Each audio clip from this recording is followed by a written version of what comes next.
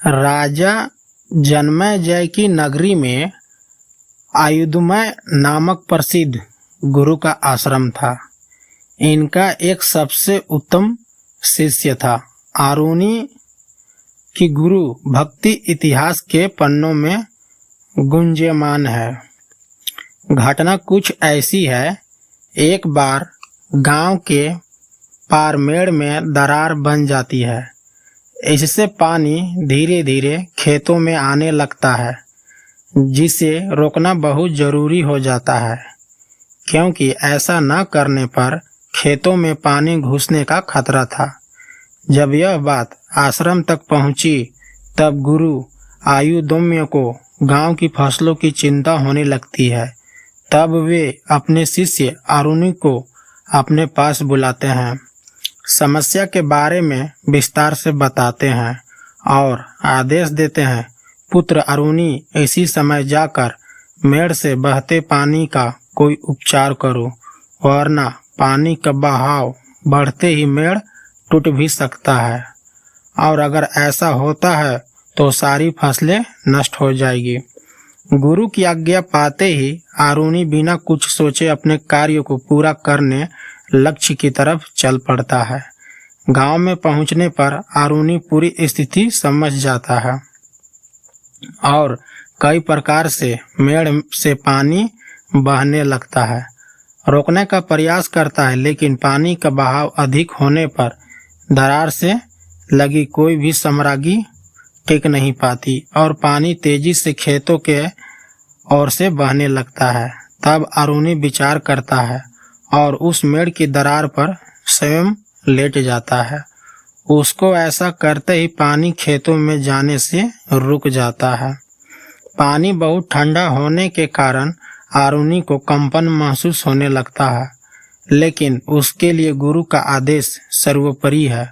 वो कितना भी तकलीफ सह लेगा, पर गुरु को आदेश की अवहेलना नहीं करेगा।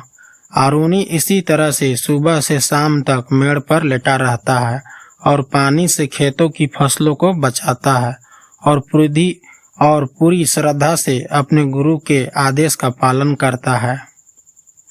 उधर आश्रम में गुरु आयुधम्य बहुत चिंतित हैं। संध्या होने को है और आरुणि की कोई खबर नहीं है।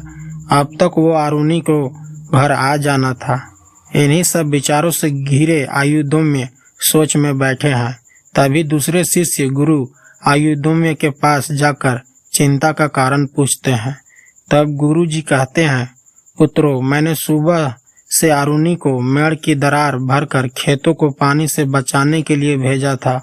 उस बात को बहुत समय हो गया है। अब तक तो वो आरुणि को आश्रम आ जाना चाहिए था। वह संध्या की प्रार्थना कभी नहीं छोड़ता। आज पहली बार वह उसने उपस्थित नहीं हुआ। कहीं कोई चिंता का विषय तो नहीं है?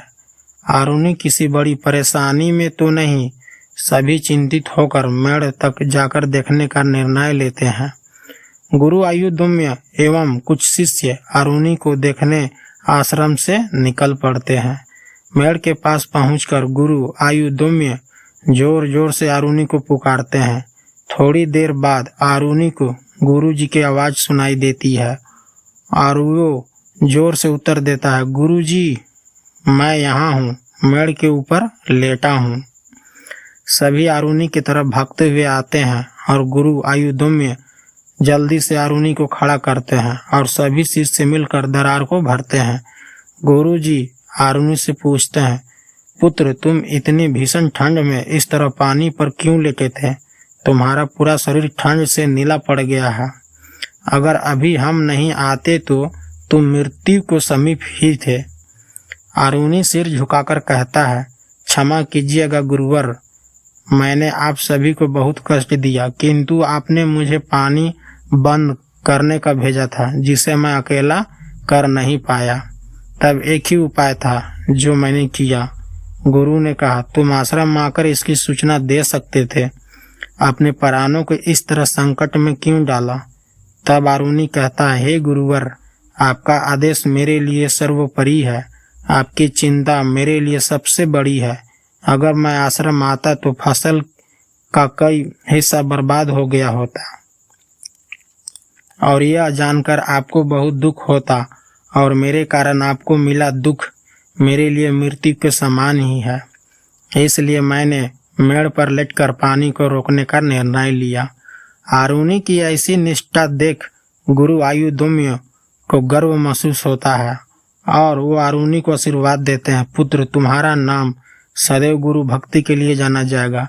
युगों युगों तक तुम्हें सुना एवं पढ़ा जाएगा और तुम्हारे द्वारा किए गए इस कार्यों को बखान कर आने वाली पीढ़ी को गुरु भक्ति का पाठ सिखाया जाएगा।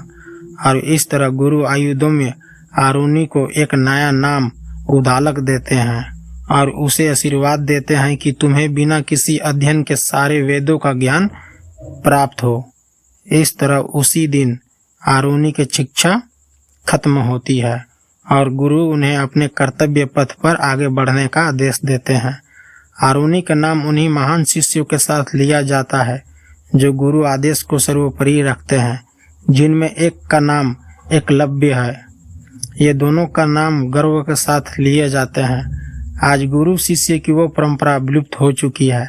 ऐसे में छात्रों का इसका ज्ञान केवल इन ऐतिहासिक कहानियों के जरिए मिलता है जो उनमें संस्कारों को पोषित करता है। अपने आने वाली पीढ़ी को तकनीकी ज्ञान के साथ साथ संस्कारिक भी बनाएं, जिसमें ऐसी कई रोचक कहानियां ही आपको मदद करेंगी, जिससे आने वाली पीढ़ी में सम्मान के भाव उत्पन्न होंगे और उनमें अपने से बड़े एवं अपने शिक्षकों के प्रति आदर का भाव बनेगा।